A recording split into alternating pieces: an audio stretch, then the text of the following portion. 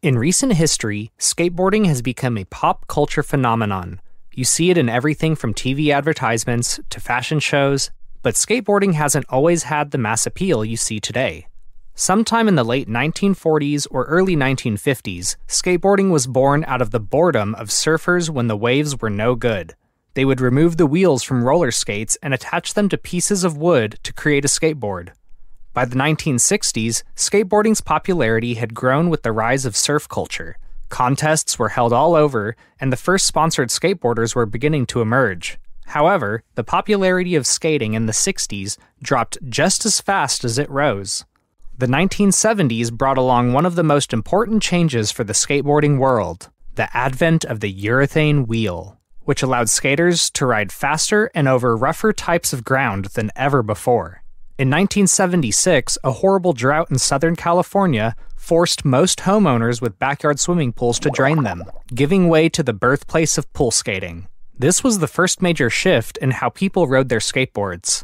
No longer were they limited to the abysmal flat grounds of parking lots and sidewalks. The 1980s were a time of renaissance in skateboarding. People were constantly inventing new tricks, pros were earning unheard of amounts of money, and skateboarder-owned companies were thriving. The favorable terrain for most of this era was vert, and even though there was a high level of progression occurring, to the untrained eye, skateboarding had gone stale and the popularity once again fell flat. This lull in skateboarding led to the introduction of street skating, which brings us into the 1990s. Skating during this era was at its most raw. Skaters took to the streets to find new terrain, abandoning traditional skate parks for something that felt more natural and could be done anywhere by anyone.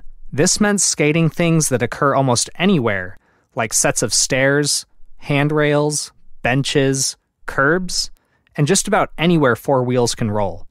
From there, skateboarding has been on a non-stop uphill climb to what it is today. At its core, skateboarding has traditionally been for the underdogs, the outcasts, the misfits, and in result has been thought of negatively by a large majority of outsiders for most of its existence.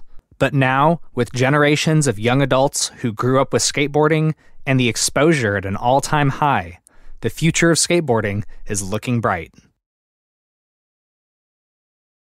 Don't forget to subscribe, like and turn on your notification for the next video.